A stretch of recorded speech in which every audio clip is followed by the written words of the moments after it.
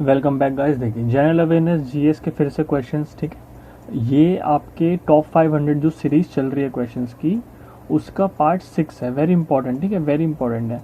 सारी सीरीज को देखिए और इसको रिवाइज कीजिए, ठीक है। पार्ट 6 है। देखिए सीजीएल हो गया, सीपीओ, सारे एग्जाम्स में काम आएगा। यूपीएसआई, आपका सब इंस्पेक्टर, कांस्टेबल, जीडी, आपके आरआरबी, ये सब एग्जाम्स में काम आएगी, ठीक है। कोई टेंशन नहीं है, जहाँ जीएस आती है वहाँ जी आती है, वहाँ पे ही ये इंपॉर्टेंट रहेगा।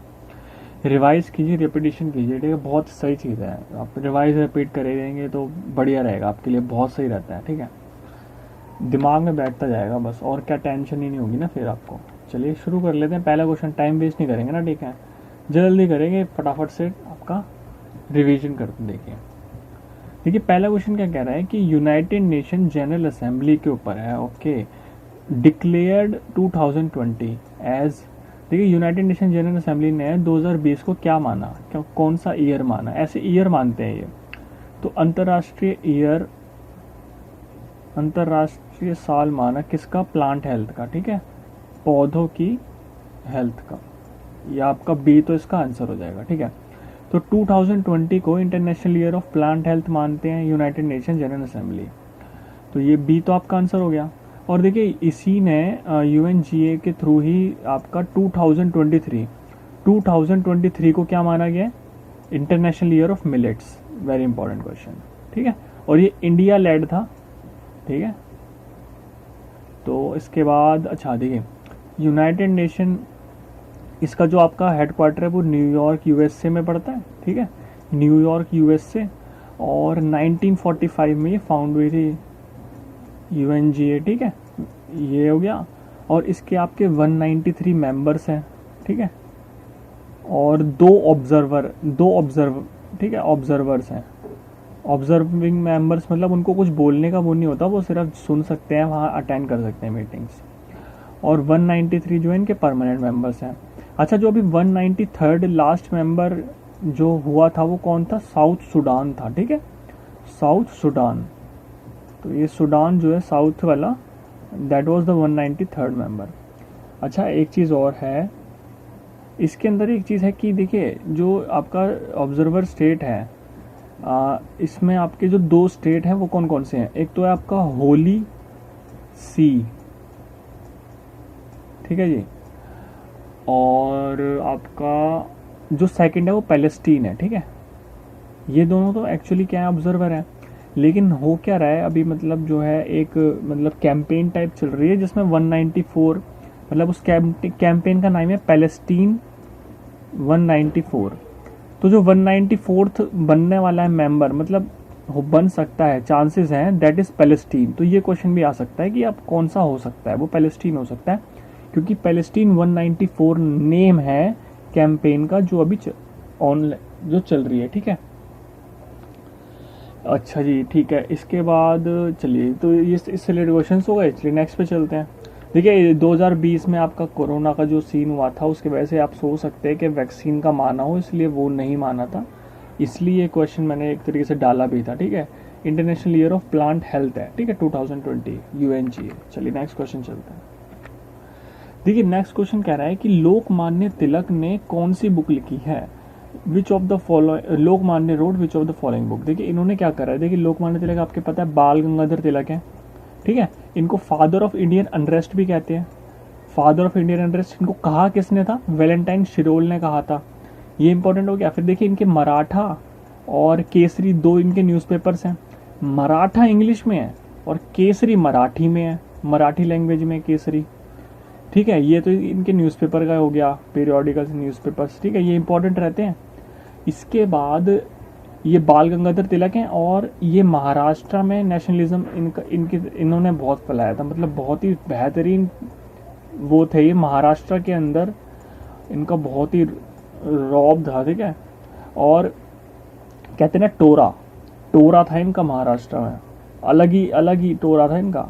और हाँ, इनको ब्रिटिशर्स, देखो वैलेंटाइन ब्रिटिशर्स ने कहा था कि फादर ऑफ इंडियन, मतलब ये जो भी करते थे ना तो हिला डालते थे, पूरा का पूरे लोग इनकी तरफ हो जाते थे और इनकी मूवमेंट के पीछे इनके साथ चलते थे, ठीक है।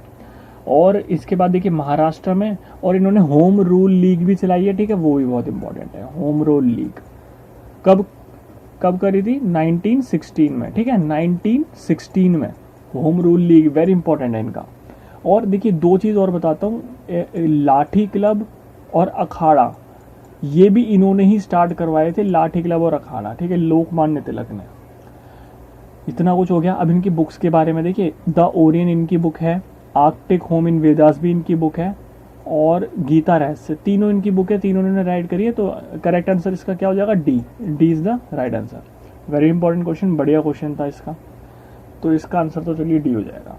मतलब तीनों बुक इनकी हैं, ठीक है, ये याद रखेंगे आप। चलिए नेक्स्ट क्वेश्चन कर लेते हैं, ऐसे सारे पॉइंट्स डिस्कस करेंगे, ठीक है, हर क्वेश्चन में।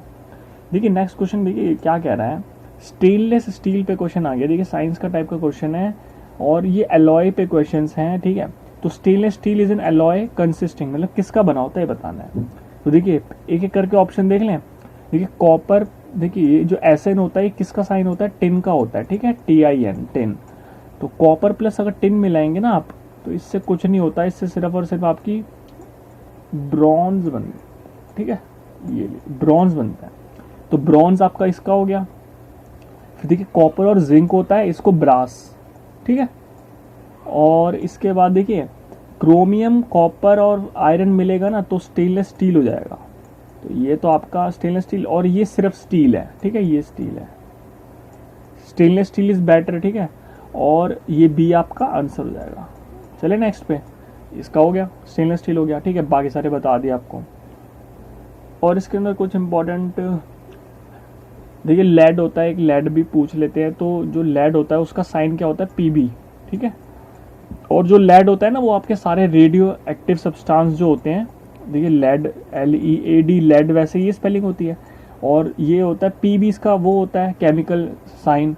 और एक चीज़ और कि ये ना आपका एंड प्रोडक्ट होता है, रेडियो एक्टिव जो होते हैं ना, रेडियो एक्टिव सब्सटेंस जो होते हैं, उनका एंड प्रोडक्ट क्या होता है? लेड होता है।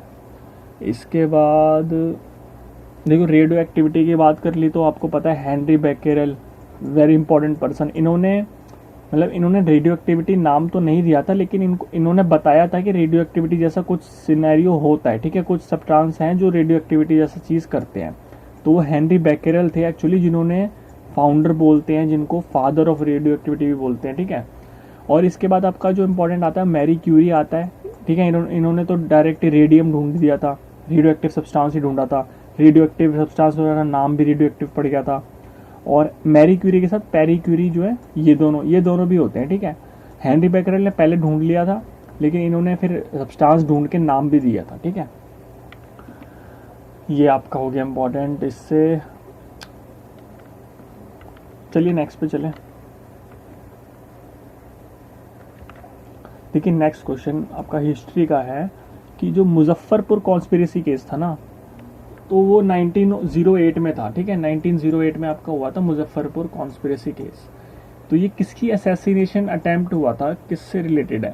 तो देखिए क्या हुआ था, इसमें आपके दो लोग थे इंपॉर्टेंट, एक आपके थे खुदीराम बोस और प्रफुल्ल चक्की, ठीक है, खुदीराम बोस एंड प्रफुल्ल चक्की, ये तो थे।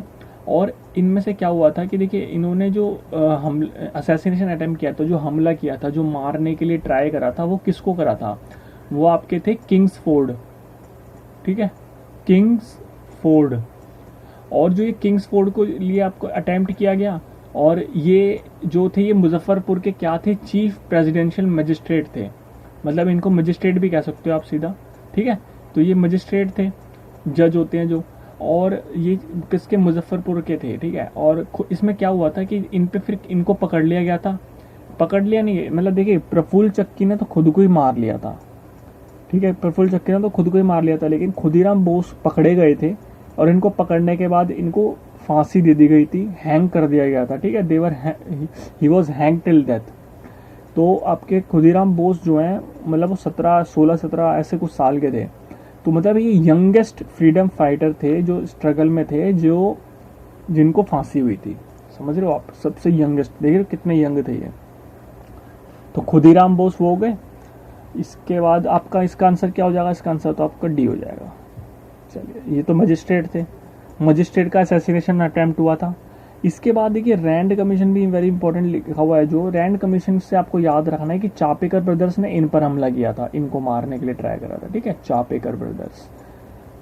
ये चापेकर ब्रदर्स रैंड कमीशन से इंपॉर्टेंट बन जाएगा। अच्छा, रैंड कमीशन थी कौन सी?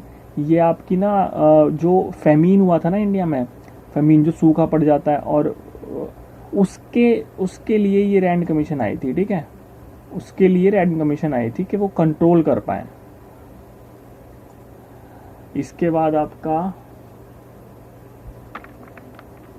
वाइस रॉय, देखिए क्या होता है, दो चीज़ बता देता हूँ। देखिए जैसे मॉर्ले मिंटो रिफॉर्म था, तो इसके अंदर हम जब ऐसे नाम लेते हैं ना किसी रिफॉर्म का या एक्ट का, तो क्या होता है कि रिफॉर्म या एक्ट होता है जो इसमें पहले सेक्रेटरी का नाम आता था, फिर वाइस रॉय इंडिया या गवर्नर जनरल का नाम आता था, ठीक है, ये याद रखेंगे। पहले अपने सेक्रेटरी होते थे, फिर गवर्नर जनरल वाइस रॉय होते थे, ठीक है। तो मॉर्ले मिंटो रिफॉर्म आपको पता होना चाहिए कब हुआ था, ये 1909 में हुआ था, ठीक है, 1909। चलिए नेक्स्ट कर लेते हैं। इसके बाद देखिए नेक्स्ट क्वेश्चन क्या याद कर रहे हैं, सॉरी, देखिए C4 T4 हेक्सोजेन, एक और नाम बताता हूँ, साइक्लोनाइट, साइक्लोनाइट, ठीक है। क्या होता था, देखिए जो ये ये जो चारों चीज़ें हैं ना, ये आपको बताना है कि ये किस एक्सप्लोसिव के नेम्स हैं। मतलब क्या होता है कि एक एक्सप्लोसिव है आपका, उसी के ये चार टाइप्स बोल सकते हो आप, ठीक है। तो ये RDX होता है, इसी को ये भी बोला जाता है, ठीक है, RDX को ये भी कहा जाता है, C4 T4 हेक्सोजेन साइक्लोनाइट। तो RDX एक्चुअली होता क्या है ये पता होना चाहिए कि research development explosive, research development explosive, ठीक है, ये RDX की फुल फॉर्म होती है। और एक और होता है रॉयल डोलोमाइट एक्सप्लोसिव, ठीक है, तो ये तो इसकी RDX की फुल फॉर्म होती है।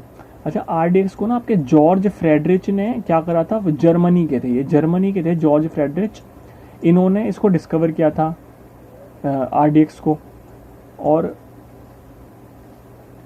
RDX को डिस्कवर करा, और ये 1898 के आसपास किया था, ठीक है, 1898। इसके बाद देखिए ये तो आपका आंसर हो गया, ठीक है, बी तो राइट आंसर है। उसके बाद देखिए TNT लिखा हुआ है, ट्राई नाइट्रो टाउलिन होता है ये, तो ये भी देखिए ये सारे एक्सप्लोसिव सब्सटेंस हैं, ये याद रखेंगे। TNT भी एक्सप्लोसिव होता है, DDT भी होता है, ये डाइएथाइल ट्राइक्लोरोमीथेन, ठीक है। और ये डायनामाइट तो आपको पता ही है, अल्फ्रेड नोबल वाला, अल्फ्रेड नोबल सर ने उनको इसको डिस्कवर किया था, और ये डायनामाइट डिस्कवर करके फिर इन्होंने नोबल प्राइज़ भी इन्होंने शुरू करे थे, है ना। चलिए ये तो इनका हो गया। अच्छा देखिए चलिए आगे चलते हैं। अच्छा ये ओके, ये स्लाइड में मैंने थोड़ा यही इन्फॉर्मेशन डाल रखी है, देखो भाई, ये रिसर्च डेवलपमेंट एक्सप्लोसिव बोल सकते हो, या फिर रॉयल डेमोलिशन, ठीक है। और जो 1898 में पेटेंट करवा दिया था किसने, वही जॉर्ज फ्रेडरिच जर्मनी के, ठीक है। साइक्लोनाइट भी होता है, ठीक है, वही चीज़ें हैं, ट्राइनाइट्रोटाउलिन हो गया, ठीक है। इसका आप स्क्रीनशॉट ले सकते हैं क्योंकि इसमें मैंने पूरी इन्फॉर्मेशन लिखी हुई है ना ढंग से। डाइक्लोरो, देखिए ये भी DDT भी इंपॉर्टेंट है, ठीक है, डाइक्लोरो डाइफिनाइल ट्राइक्लोरोइथेन। और फिर आपका अल्फ्रेड नोबल 1867 में इन्होंने डायनामाइट बनाया था, ठीक है। और फिर देखिए LSD भी, ये इंपॉर्टेंट इसलिए है क्योंकि पूछी गई है एग्जाम में।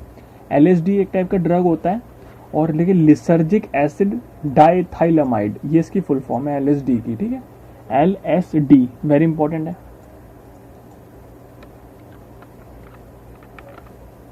चलिए नेक्स्ट चलते हैं।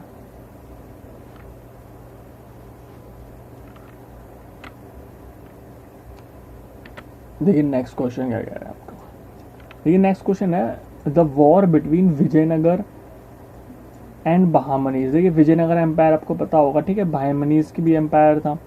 तो ये मेनली जो हैप्पन हुआ था बहामनीज डायनेस्टी और विजयनगर के बीच में, ये कहाँ वॉर होते थे इनके। देखिए क्या है ना, जहाँ इनकी लोकेशन होगी उसके आसपास होगा, लेकिन ये ज़्यादातर जो है ना पास में ही है। तो देखिए क्या होता था कि, अच्छा विजयनगर के बारे में थोड़ा सा पढ़ लेते। देखिए हरिहर और बुक्का जो है, हरिहर एंड बुक्का, ये तो इसके फाउंडर्स थे, ठीक है, फाउंडर्स थे, हिंदू थे दोनों।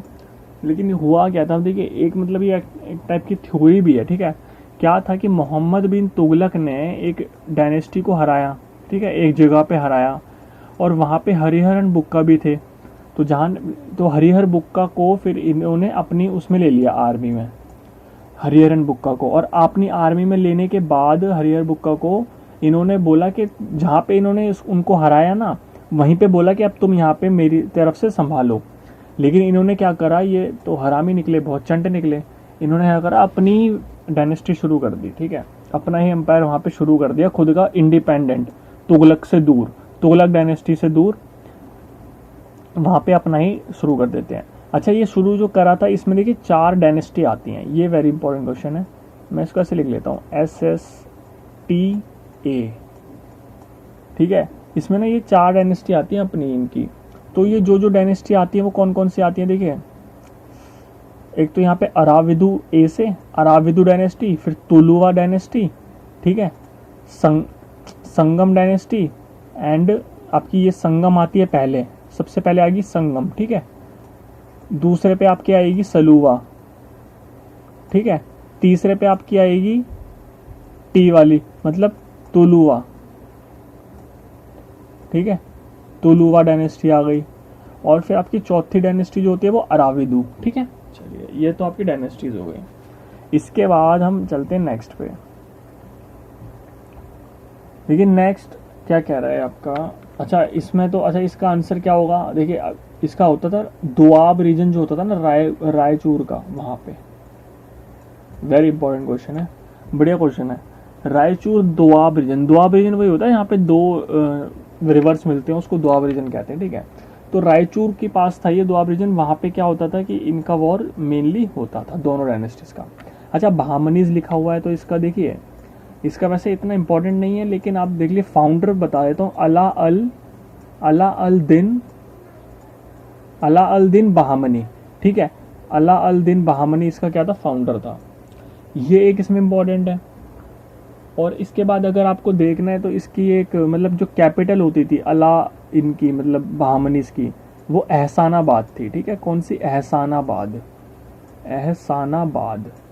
ये इनकी क्या है, कैपिटल थी पहले, मतलब पहले इन्होंने एहसानाबाद थी, और फिर बाद में इनकी कैपिटल चेंज हो गई थी मोहम्मदाबाद, ठीक है, मोहम्मदाबाद। अच्छा, मदुरई लिखा हुआ है, सिटी ऑफ फेस्टिवल कहते हैं मदुरई को, सिटी ऑफ फेस्टिवल। चलिए नेक्स्ट क्वेश्चन कर लेते हैं, इसका आंसर बी है। चलिए ओके, ये भी क्वेश्चन आपका क्रॉप से रिलेटेड क्या है कि the disease blast is related to which crop. देखिए ब्लास्ट डिजीज जो है वो किससे रिलेटेड है, ये क्वेश्चन पूछ रहा है। सिंपल सीधा आंसर बताएंगे, राइस, सीधा आंसर करेंगे इसका क्या ही सोचना ज़्यादा, सिंपल आंसर है, राइस आंसर हो गया इसका, ब्लास्ट। इसके बाद देखिए, अच्छा एक चीज़ होती है, एक ब्राउन राइस करके कुछ नाम आता है, आप पता है आपको ना, ब्राउन राइस होता क्या है, इस पे जो लेयर होती है ना ब्राउन, वो विटामिन ए रिच होते हैं बहुत, ठीक है, विटामिन ए रिच होता है वो ब्राउन राइस, वेरी इंपॉर्टेंट। अच्छा, इसके बाद मनीला, ठीक है, मनीला जो है वो लार्जेस्ट एक्सपोर्टर है राइस का, ठीक है, वेरी इंपॉर्टेंट, मनीला फिलीपींस में जो है। इसके बाद आपका देखिए वीट लिखा है, शुगर केन। देखिए अब इसमें हम ना एक चीज़ में बड़ी अच्छी वाली इंपॉर्टेंट वाली चीज़ बताता हूँ आपको, क्रॉप से रिलेटेड जो क्वेश्चन आता है वो आता है आपका राबी, जैद, खारीफ, तीनों क्रॉप्स आपको पता होनी चाहिए, सीजनल क्रॉप्स हैं। कैसे आता है, देखिए सीजन क्या होता है, देखिए राबी वाली जो होती है आपकी वो विंटर क्रॉप्स, ठीक है। विंटर के बाद आपको, अच्छा विंटर के आपको मंथ पता है ना, अक्टूबर से लेके मार्च तक विंटर हो गया आपका, ये आपके, हाँ, अक्टूबर से लेके मार्च तक आपका वो हो गया, ठीक है। फिर इसके बाद देखिए विंटर हो गया, अब मार्च के बाद जैद आएगा, मतलब मार्च से लेके आपका ये मतलब हो गया समर, जैद कौन सी हो गई, समर, मार्च से लेके जून जुलाई तक मान लेते हैं, ठीक है। इसके बाद आपकी समर हो गया, समर के बाद आपकी आती है मॉनसून क्रॉप्स, ये मॉनसून वाली हो गई, और ये आपकी कब से होती हैं, जुलाई से मान लेते हैं सितंबर अक्टूबर के बीच में, ठीक है, ऐसा होता है। ये इंपॉर्टेंट रहता है आपका काफ़ी, इसमें से बहुत क्वेश्चंस आ जाते हैं। अच्छा देखिए राबी के लिए मैं बताता हूँ, देखिए राबी में क्या होता है कि ऐसे इसकी जो कुछ क्रॉप्स हैं वो इंपॉर्टेंट है, वो याद रख लेते हैं। देख रहे हैं मैं क्या लिख रहा हूँ, BMW LPG, देखिए barley, mustard, wheat, linseed, pea, gram, ये आपकी राबी की हो गई। फिर आ जाओ जैद। जैद देखिए समर वाली है, समर में क्या खाते हैं, वाटरमेलन वगैरह, तो वाटरमेलन हो गया, मस्क मेलन हो गया और वेजिटेबल्स, ये 3 चीज़ें इसमें आ जाएंगी जैद में। फिर देखिए खारीफ की क्रॉप्स कौन कौन सी होती हैं, देखिए खारीफ की बता देता हूँ, BSC एक तो मान लेते हैं पहले, ठीक है। ये आपके बाजरा, शुगर केन और कॉटन। इसके बाद आपकी इसमें ना ग्राउंड नट भी होता है, ठीक है, और ग्राउंड नट हो गया और जूट हो गया और ज्वार हो गया। ये इसकी आपकी हो गई खारीफ की क्रॉप्स, ठीक है। ये बहुत अच्छे क्वेश्चन हैं ये। अच्छा इसके अंदर राइस भी आता है, वेरी इंपॉर्टेंट, याद रखेंगे, ठीक है। राइस होता है और बाजरा भी होता है, ठीक है। चलिए अच्छा नेक्स्ट चलते हैं। अच्छा ओके, अच्छा देखिए इसका आप क्या करें, आप इसका स्क्रीनशॉट ले लो या इससे देखकर बना लो, ठीक है। ये वही चीज़ है जो अभी अभी समझाई है मैंने, ध्यान नहीं था मुझे, ये इसने एडिटर ने डाल दिया, हमारे एडिटर ने डाल दी होगी, तो आप साफ साफ लिखा हुआ है एकदम, ठीक है, इसको कर लेना। चलिए नेक्स्ट पे चलें। देखिए नेक्स्ट क्वेश्चन क्या कह रहा है कि इकोनॉमिक्स का क्वेश्चन आपका, which curve gives the relationship between unemployment and inflation. ये देखिए मैं बताता हूँ, देखिए लॉरेंस कर्व, लॉरेंस कर्व हो गया, फिर आपका कुजनेट कर्व हो गया, ये रहा कुजनेट, फिर आपका गिनी कोफिशिएंट। अगर ये तीनों की बात आए तो इनकम से रिलेटेड चीज होती है, इनकम इनइक्वालिटी से रिलेटेड चीज होती है, ठीक है, इनकम इनइक्वालिटी से रिलेटेड चीज होती है।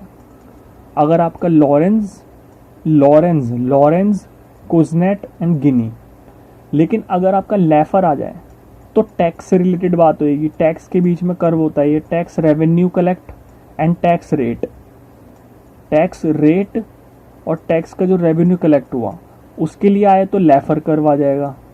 लेकिन हमारा जो है अनएम्प्लॉयमेंट और इन्फ्लेशन वो है फिलिप्स, तो आपका इसका आंसर क्या होगा, B, B is the right answer.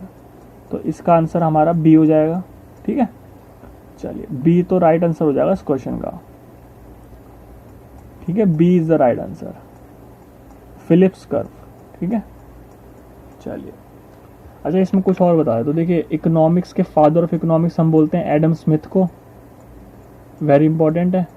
और एक होता है रैगनर फ्रिश, रैगनर फ्रिश ने क्या किया था, मैक्रो और माइक्रो इसका डिफरेंस बताया था, ठीक है, मैक्रो और माइक्रो इकोनॉमिक्स का, रैगनर फ्रिश।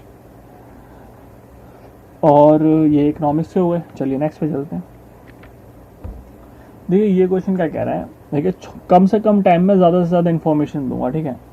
देखिए फोक डांस पे क्वेश्चन आ गया सीधा, विच folk dance is of, Uttar Pradesh का फोक डांस पूछ रहा है। देखिए ये कन्फ्यूजन वाला क्वेश्चन है, ये अच्छा है, मैंने उसको बोला था डालने के लिए, बढ़िया क्वेश्चन डाला। देखिए यक्षगण कौन सा है, कर्नाटक का है, चलो जी कर्नाटक का है।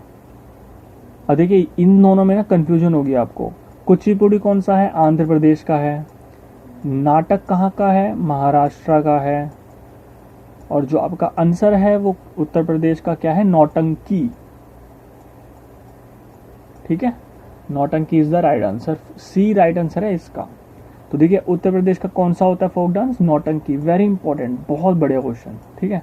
नाटक नौटंकी में बहुत कंफ्यूजन होती है, नाटक सीधा महाराष्ट्र का है, ठीक है।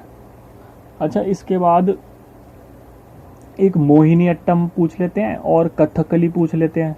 तो ये दोनों किसके हैं, केरला के, ठीक है।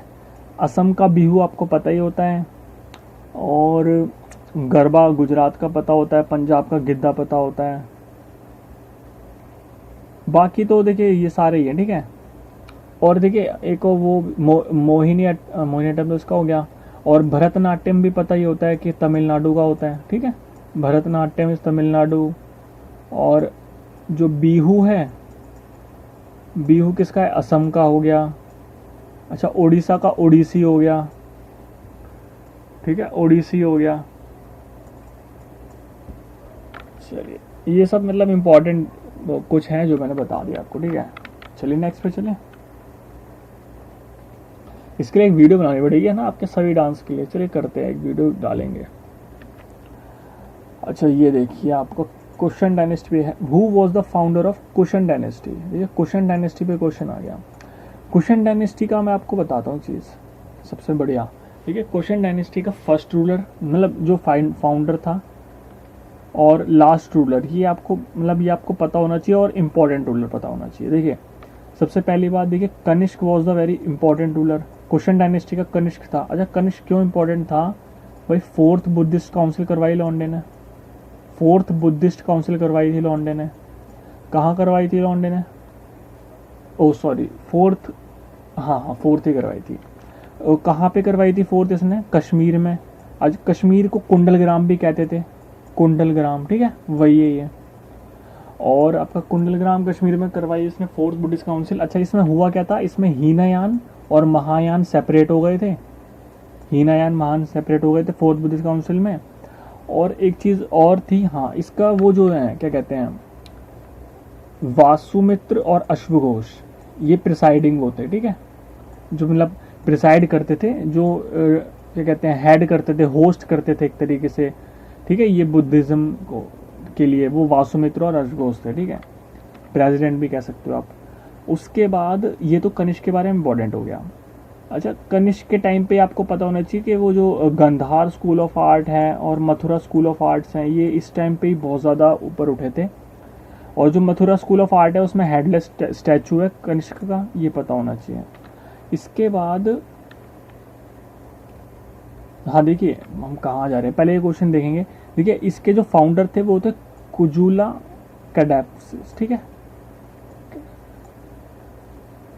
तो क्यूजुला कैडाफाइसिस जो थे वो इसके क्या थे? फाउंडर थे, ठीक है, ठीक है। इसके बाद जो क्यूजुला कैडाफाइसिस उन्होंने फाउंड किया, और ये लास्ट रूलर था। Vasudev one was the last ruler, मतलब इसके बाद तो बिखर गया था कुशन डायनेस्टी। लास्ट रूलर आपका वासुदेव वन था। और आपका आंसर तो इसका डी है, ठीक है, आंसर क्यूजुला कैडाफिस है। अच्छा वीमा कैडाफिस जो है वो कनिष्क के फादर हैं, ठीक है, वीमा कैडाफिस जो है वो कनिष्क के फादर हैं, कनिष्क जो रूलर था। ये इसमें सारे पॉइंट इंपॉर्टेंट मैंने डिस्कस कर दिए आपसे, ठीक है। चलिए नेक्स्ट पे, बढ़िया डायनेस्टी थी ना। अच्छा एक चीज़ और कि कनिष्क को सेकंड अशोक भी कहते हैं, वही क्योंकि बुद्धिज़्म फैलाया था, ठीक है। और बुद्धिज़्म अशोक ने क्या करा था? साउथ इंडिया के साइड पे बहुत ज़्यादा फैलाया था। कनिष्क ने क्या किया था? वेस्टर्न जगह पे फैला दिया था, जैसे चाइना, वेस्टर्न कह रहा हूँ, ईस्टर्न जगह पे, जैसे चाइना आपका हो गया, ठीक है, साउथ कोरिया हो गया, ये सब जगहों पे इसने कनिष्क ने फैलाया था बुद्धिज़्म को। चलिए नेक्स्ट चलते हैं। अच्छा देखिए ये क्वेश्चन है आपका, which Mughal rulers period is called golden age of Mughal architecture? कह रहे हैं कि golden age of Mughal architecture बोलते थे, इनमें से किसके पीरियड को बोला जाता था? देखिए बढ़िया क्वेश्चन है, करें। देखिए इसमें क्या था, आपको पहले एक एक करके ना ये डिस्कस कर लेते हैं। देखिए हुमायूं के बारे में डिस्कस करेंगे पहले। हुमायूं, देखिए हुमायूं का आपको पता होना चाहिए, सबसे पहले बाबर का बेटा था। उसके बाद हुमायूं के दो वॉर इंपॉर्टेंट याद रहने चाहिए। एक तो हुआ था आपका 1939 में, एक हुआ था 40 में। और ये जो दोनों वॉर हुए थे ना इसके, ये आपका था पहला चौसा, बैटल ऑफ चौसा, और दूसरा था बैटल ऑफ कन्नौज। अच्छा ये जो कन्नौज वाला था इसी को क्या कहते हैं? बिलग्रिम की लड़ाई भी कहते हैं, ठीक है, बिलग्रिम का वॉर, वॉल ऑफ बिलग्रिम। अच्छा जी, अच्छा ये हुए किसके साथ थे? हुमायूं के हुए थे शेरशाह सुर्री के साथ, और दोनों में ही हार गया था हुमायूं, दोनों में ही हार गया था।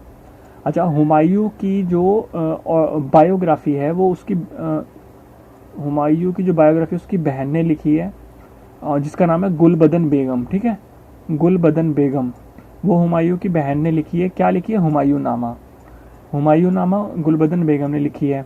अच्छा हुमायूं टॉम्ब किसने बनवाया था? हुमायूं टूम्ब बनवाया था आपका इसकी वाइफ ने, जो थी हाजी बेगम, ठीक है, हामिदा बानो बेगम भी कहते थे, हामिदा बानो बेगम भी कहते थे, और हाजी बेगम भी। अच्छा ये आपका हुमायूं के बारे में हो गया। इसके बाद और हुमायूं टूम्ब कहाँ पे है? दिल्ली में है, ठीक है, हुमायूं टूम्ब कहाँ पे है? दिल्ली में है, ये इंपॉर्टेंट रहेगा। चलिए नेक्स्ट, इसके बाद देखिए अकबर आ गया। देखिए अकबर का इंपॉर्टेंट मैं इसलिए बता रहा हूँ, सारा इम्पोर्टेंट बताता हूँ। देखिए अकबर के में क्या था कि देखिए सबसे पहली बात, ये इलिटरेट किंग था। ये मतलब क्या था, पढ़ा लिखा ज़्यादा नहीं था। और फिर इसका एक धर्म था, ठीक है। पहले तो इलिटरेट किंग था। इसका इसका जो धर्म था वो कौन सा था, दिन इलाही। और दिन इलाही के बारे में एक ही चीज़ इंपॉर्टेंट है कि मतलब किसी ने भी नहीं इसको सीरियसली लिया था, किसी ने भी नहीं सीरियस लिया था सिर्फ। और इसका जो इसको एक ही बंदे ने अपनाया था, जो था आपका महेश दास। और महेश दास कौन है, पता ही आपको, बीरबल, ठीक है। तो बीरबल जो था वो महेश दास है। तो क्या था कि इसने ही दिन इलाही अपनाया था, बस बीरबल ने।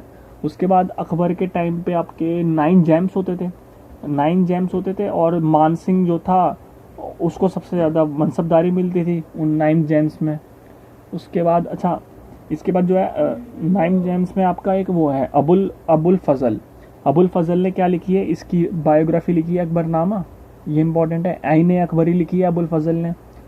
अच्छा ये लिख देना, अब लिख देता हूँ मैं वैसे लिखने में। देखिए अबुल फजल, मेरे को बताऊंगा ना तो ज़्यादा पता चलेगा आपको। अबुल फजल जो था उसने क्या क्या लिखा था, आईन अकबरी लिखी थी एक तो, और अकबरनामा भी लिखी थी, ठीक है। ये तो 2 बुक लिखी थी उसने,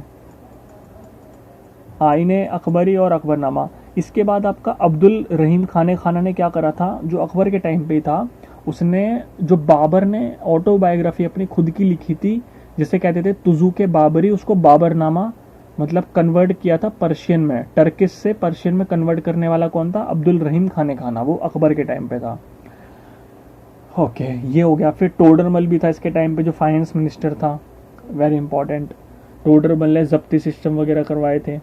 अच्छा अकबर ने एक इम्पॉर्टेंट चीज़ और है कि इसने बुलंद दरवाज़ा भी बनवाया था।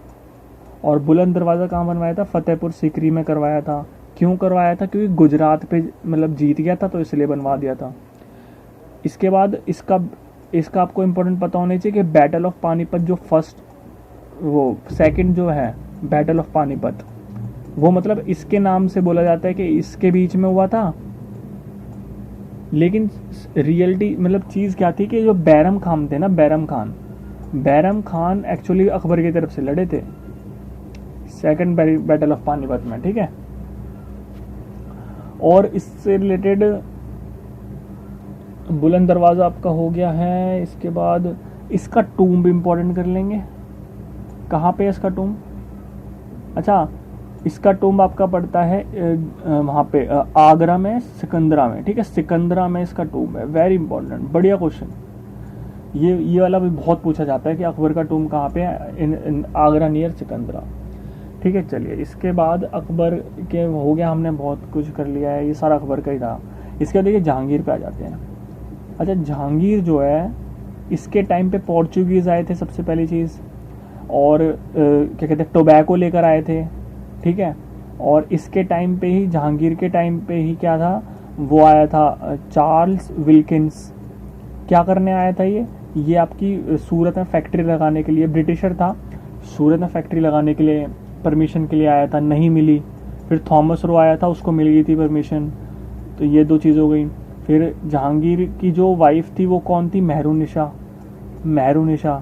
नूर जहाँ भी कहते हैं, मेहरुनिशा नूर जहाँ, ठीक है जहांगीर का। इसके बाद जहांगीर का जो रियल नेम है वो पता होना चाहिए, सलीम, ठीक है। और मेहरुनिशा नूरजहाँ। और देखिए 2 किंग हैं, एक तो आपका है बाबर और एक आपका जहांगीर। इन्होंने क्या करा है, इन्होंने ना मतलब खुद की मतलब ऑटो बायोग्राफी इन्होंने लिखी है, ठीक। अच्छा देखिए इसके बाद आपका ये इनके तुजुके जहांगीर वगैरह, ठीक है। इसके बाद देखिए अकबर हो गया आपका, जहांगीर में आपका हो गया। और जहांगीर पेंटर किंग था, वेरी इंपॉर्टेंट है। देखिए जहांगीर ही वही किंग है जिसके टाइम पे पेंटिंग बहुत ज़्यादा ऊंचा उठ गई थी, और पेंटिंग के बहुत ज़्यादा पेंटिंग्स होती थी, ठीक है। और इसको ही पेंटर किंग भी कहते हैं, ठीक है। अगर पूछेंगे ना किस मुगल किंग को पेंटर किंग कहते हैं, वो जहांगीर है। तो ये आपका ये हो गया। देखिए ये आपके इंपॉर्टेंट हो गए। इसके बाद हम चलते हैं अपना शाहजहाँ पे। देखिए शाहजहाँ से क्या क्या इंपॉर्टेंट है, देखिए अच्छा जहांगीर का सलीम नाम था, ठीक है, रियल नेम सलीम था। अच्छा मैं बता चुका हूँ। देखिए शाहजहाँ का जो रियल नेम वो पता होना चाहिए, खुर्रम था।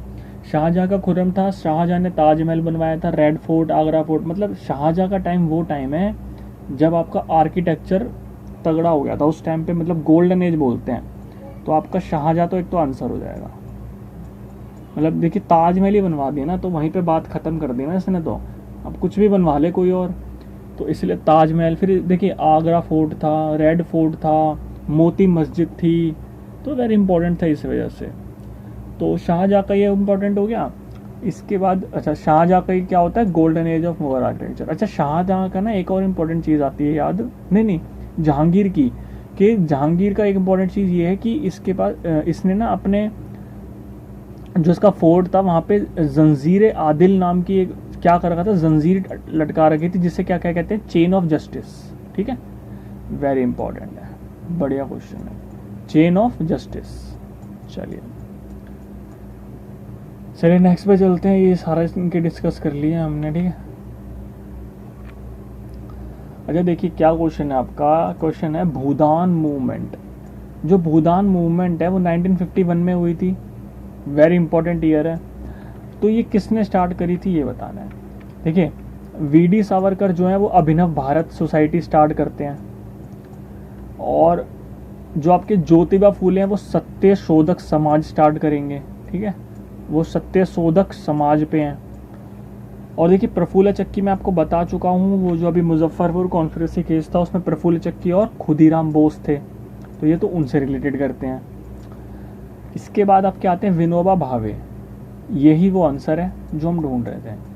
विनोबा भावे क्या थे, इन्होंने भूदान मूवमेंट स्टार्ट करी थी। भूदान क्या था, देखिए ये मूवमेंट थी क्या कि जो जैसे जो बहुत ही ज़्यादा गरीब लोग थे ना, पुअर थे, जिनके पास ज़मीनें नहीं थे, लैंडलेस बंदे थे, अब क्या था उनके खाने के लाले पड़े हुए थे। जब जैसे ही आज़ाद हुआ था भारत, तो इन्होंने ये मूवमेंट स्टार्ट करने के लिए ये बोला कि जो भी ज़मींदार हैं जिनके पास बहुत ज़्यादा ज़मीनें हैं, और इतनी ज़्यादा ज़मीनें बहुत ज़्यादा हैं, वो क्या करें, वो इन जो लैंडलेस फार्मर्स हैं या फिर वेरी स्मॉल फार्मर्स हैं उनको अपनी ज़मीनें दान दे दें, ठीक है, एज अ डोनेशन दे दें उनको, थोड़ी थोड़ी ज़मीनें दे दें, अपनी थोड़ी थोड़ी ज़मीनें सब दे देंगे, तो क्या होगा कि सबका काम बन जाएगा और सब एक साथ ऊपर उठेंगे तो पूरा इंडिया अच्छा हो जाएगा। तो यही सोच के इन्होंने ये मूवमेंट स्टार्ट करी थी, ठीक है, ये याद रखेंगे आप। भूदान मूवमेंट इसलिए इम्पोर्टेंट है। विनोबा भावे, ठीक है, ओके।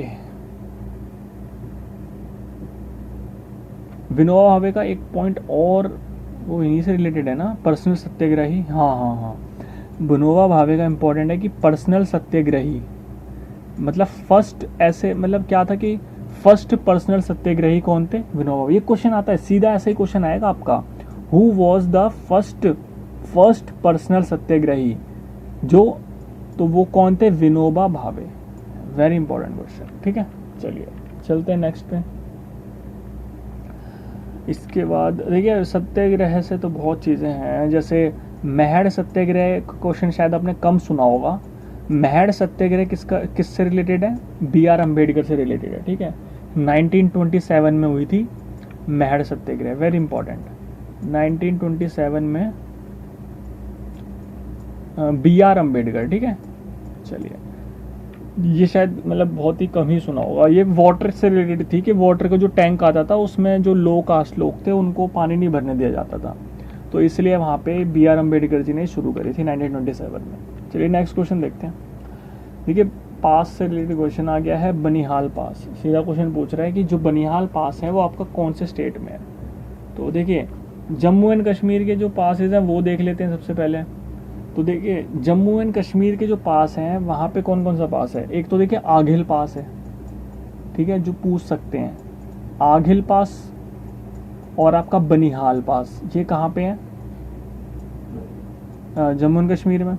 फिर आपका हिमाचल प्रदेश आ गया, देखिए यहाँ पे आपका रोहतांग है, वेरी इंपॉर्टेंट, ठीक है। इसके बाद आपका आता है यहाँ पे सिक्किम में है नथुला एंड जलेपला, और इस पे है रोहतांग और शिपकिला। और इसके बाद उत्तराखंड का देख लें। उत्तराखंड में देखिए उत्तराखंड के ना थोड़े ज़्यादा इंपॉर्टेंट है, जैसे लेकिन लीपू लेक वेरी इंपॉर्टेंट, और माना पास, ठीक है, और आपका एक सिनला पास, और एक और इम्पॉर्टेंट आता है वो उसका नाम थोड़ा सा मैं भूल रहा हूँ, एक सेकेंड। ऑर्डेंस, हाँ ऑर्डेंस कोल, यस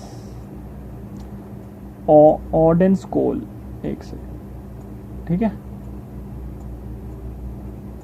देखिए वेरी इंपॉर्टेंट पास, ऑर्डेंस कोल, ऑर्डेंस कोल, ये इनके पासेस हो गए। तो आपका बनिहाल तो इसका है जम्मू एंड कश्मीर का। चलिए ये तो मतलब ऐसा मतलब सिंपल क्वेश्चन था जिसमें आपको बस पासेस को रटना ही है एक तरीके से, ठीक है। कोई ट्रिक बनाकर कुछ भी बनाकर इनको रटना ही है, ठीक है। चलिए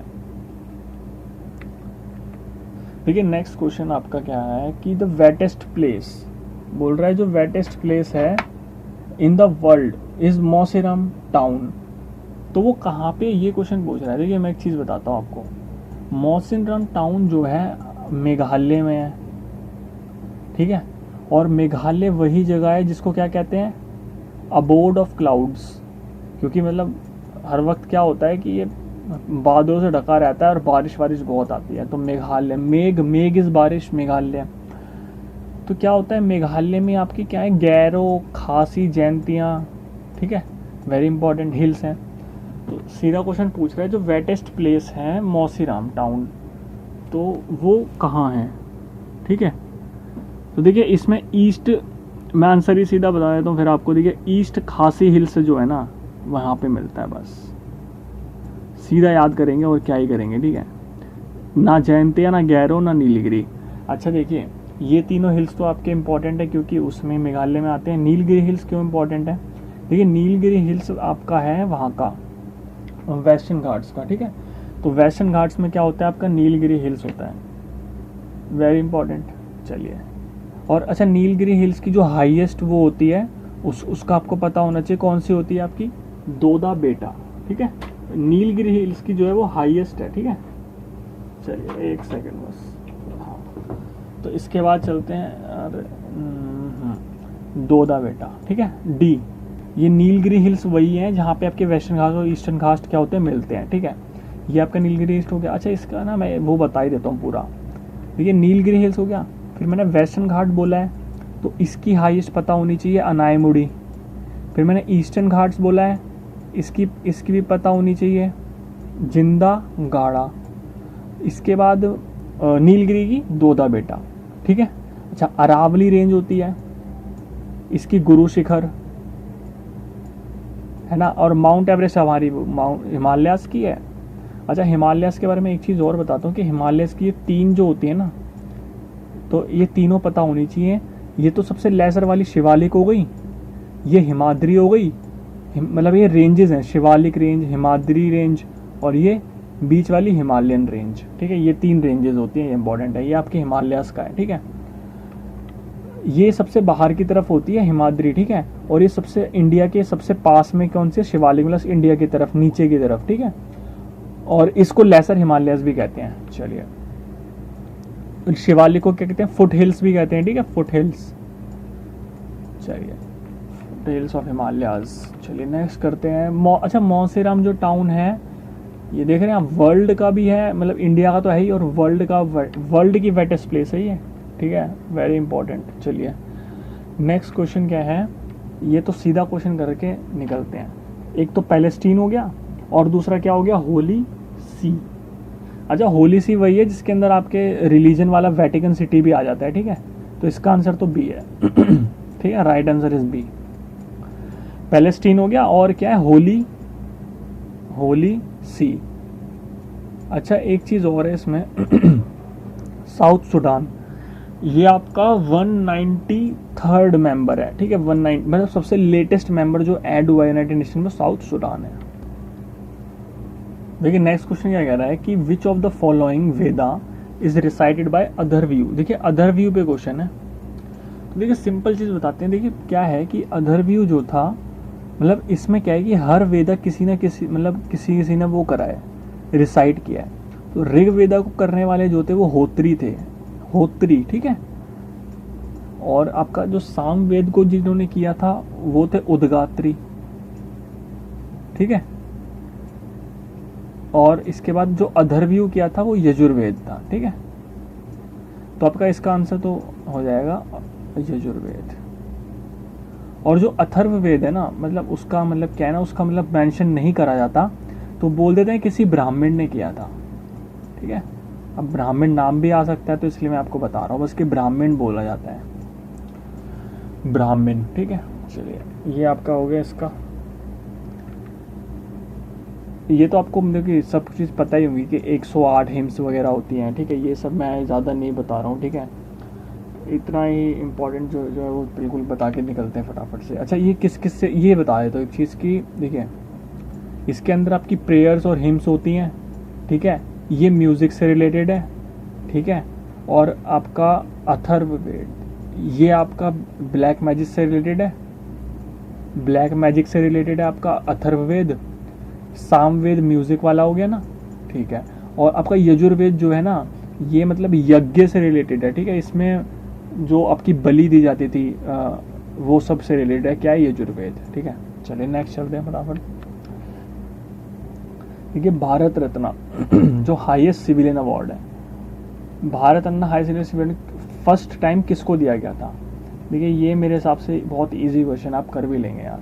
ठीक है, जो भारत रत्न अवार्ड था वो जो दिया गया था वो आपका दिया गया था सर्वपल्ली राधाकृष्ण, राजागोपालाचारी को भी, चंद्रशेखरा वेंकटा रमन। देखिए कितना बड़ा कर दिया, सीवी रमन है ये, वही जो साइंटिस्ट हैं हमारे। ठीक है, राजागोपालाचारी का पता है आपको, राजागोपालाचारी हमारे फर्स्ट एंड लास्ट क्या vice Roy governor general of independent India. कौन थे? सी राजागोपालाचारी। ये लास्ट वाइस रॉय भी बोल सकता है इनको। ठीक है, अच्छा सॉरी ये आंसर नहीं है लेकिन, और सी राजागोपालाचारी हो गए वो, और सर्वपल्ली राधाकृष्णन के जो 5, आपको पता ही है कि जो मनाया जाता है टीचर्स डे, वो 5 सब जो होता है वो क्या टीचर्स डे होता है ना, तो वो किसके लिए होता है? वो सर्वपल्ली राधाकृष्णन जी की बर्थ एनिवर्सरी पे होता है। चलिए, ये तो आपका टीचर्स डे वाला वो ही है। ठीक है, और राजागोपालाचारी आपको पता ही बता ही दिया। अच्छा, राजागोपालाचारी जो है ये first and the last governor आ गया, और इनकी एक स्वतंत्र पार्टी भी थी, वो भी पूछ लेते हैं। ठीक है, स्वतंत्र पार्टी वो भी इन्हीं की थी। अच्छा, सीवी रमन का आपको पता ही है, रमन इफेक्ट था इन्होंने दिया था, तो इनको नोबेल प्राइज भी मिला था सीवी रमन को। ठीक है, साइंस में। तो इसके तो all of the above answer आ जाएगा। ठीक है, सारे जो ऑप्शंस हमने डिस्कस कर लिए हैं एक एक करके। ठीक है, अच्छा, भारत रत्न पहली बार जो दिया गया था वो 1954 में इन सबको दिया गया था, ये भी पता होना चाहिए आपको। ठीक है, 1954 में दिया गया था। ठीक है, 1954। इसके बाद 1954। ठीक है, ये इसका आंसर है, D is the right answer. ठीक है, D is the right answer. इसके बाद हम चलते हैं नेक्स्ट पे। देखिए, लास्ट क्वेश्चन क्या कह रहा है हमारा, according to the Bloomberg innovation index 2021 first rank किसकी है? देखिए, ये नहीं पूछा इंडिया की रैंक क्या थी, इनोवेशन इंडेक्स में इंडिया की रैंक नहीं पूछा, लेकिन वेरी इंपॉर्टेंट है इंडिया की रैंक। 50 रैंक थी इंडिया की, 50। मतलब एशिया की ऐसी एक ही कंट्री है जिसकी जो टॉप 50 में आई है वो इंडिया है। ठीक है, उसके बाद आप आ जाओ इन पे, south Korea is the first. देखिए, ये लाइन से लगे हुए हैं, साउथ कोरिया की फर्स्ट रैंक थी, सिंगापुर की सेकंड थी, स्विट्जरलैंड थर्ड पे था, और जर्मनी फोर्थ पे थी। ये तो ऐसे ही लगे हुए हैं और सही लगे हुए हैं, और इसमें आपका फर्स्ट रैंक साउथ कोरिया हो गया, तो आंसर क्या हो गया इसका? ए हो गया। ठीक है, तो आंसर आपका इसका ए हो गया। चलिए, बढ़िया। इसके बाद चलते हैं हम नेक्स्ट क्वेश्चन। अच्छा हाँ, ये इसके बाद एक क्वेश्चन और है। ये देखिए, मैं अभी ये चीज़ डिस्कस कर चुका हूँ, लेकिन इसमें एक चीज़ आ गई कि नई के which of the following is known as Yela Mala. येला माला इनमें से किसको बोला जाता है? देखिए, ट्राई करिए थोड़ा सा। ठीक है, येला माला जो हम बोलते हैं वो इनमें से किसको बोलते हैं, ये क्वेश्चन आ गया है। देखिए, पहली बात तो हम वेस्टर्न घाट का मैंने आपको, और ईस्टर्न घाट का अभी हाईएस्ट वो तो बताई दी। अच्छा, वेस्टर्न घाट को हम एक और चीज़ बोलते हैं शहाद्री, ये पता होना चाहिए पहली बात तो। क्या बोलते हैं? शहाद्री। और नीलगिरी माउंटेन्स भी बता दिया, इस पे तो क्वेश्चन ही था। तो जो येला माला बोलते हैं ना, वो बस पता होना चाहिए किसको बोलते हैं, कार्डेमम हिल्स को। ठीक है, और कार्डेमम हिल्स आपके कहाँ आते हैं? वेस्टर्न घाट में आते हैं। ठीक है, वेस्टर्न घाट का एक पार्ट है कार्डेमम हिल्स। चलिए ये आपका क्वेश्चन का आंसर हो गया, ठीक है। और बाकी हम डिस्कस कर चुके हैं कि वेस्ट, देखिए इंडिया का जो मैप होता है, तो यहाँ पे आपके वेस्टर्न घाट हो गए, ये आपके ईस्टर्न घाट हो गए, और यहाँ नीलगिरी होता है, ठीक है, ये नीलगिरी हो गया, ये ईस्टर्न घाट हो गया, ये वेस्टर्न घाट हो गया। और जो आपकी यहाँ से विंड्स आती है ना वेस्टर्न, वो यहाँ पे ओरोग्राफिक रेनफॉल करती है वेस्टर्न घाट से टकरा के, ठीक है। और इंडिया में सबसे ज़्यादा ओरोग्राफिक रेनफॉल ही होती है। ये इसका इंपॉर्टेंट हो गया। वेस्टर्न घाट शाहदरी भी बोलते हैं वेस्टर्न घाट को, और इसकी सबसे जो हाईएस्ट है वो अनाईमुडी है, और ईस्टर्न घाट की जिंदागाड़ा है। चलो मैं फिर से बता देता हूँ ताकि आपको थोड़ी इन्फॉर्मेशन दोबारा मिल जाए और रिवाइज हो जाए, ठीक है। और नीलगिरी की जो हाईएस्ट है वो दोदा बेटा है। और अच्छा देखिए यहाँ पे ना सतपुड़ा और विंध्या रेंज भी होती है, मतलब वो विंध्या रेंज ऊपर और नीचे सतपुड़ा, इसके बीच में से आपकी नर्मदा रिवर जाती है, ठीक है। और इसमें इम्पोर्टेंट क्या है कि नर्मदा एक तो एस्चुरी बनाती है यहाँ पे अरेबियन सी में, और जो विंध्या रेंज होती है ना, इसकी जो हाईएस्ट पीक है वो होती है आपकी गुडविल पिक, सद्भावना पीक भी कहते हैं उसे। और जो सतपुड़ा रेंज है उसकी जो हाईएस्ट पीक होती है वो धूपगढ़, ठीक है, धूपगढ़, ये इंपॉर्टेंट है, ठीक है। चलिए थैंक्स अ लॉट देखने के लिए, ठीक है। जो भी सारे पॉइंट्स बनाएंगे आपके 50 60 70 क्वेश्चंस हो गए होंगे इसमें, और वेरी इंपॉर्टेंट क्वेश्चंस हैं, ठीक है। सबको याद रखिए कि ये सारे रिपीटेड क्वेश्चंस होते हैं और उससे रिलेटेड जो भी बनता है।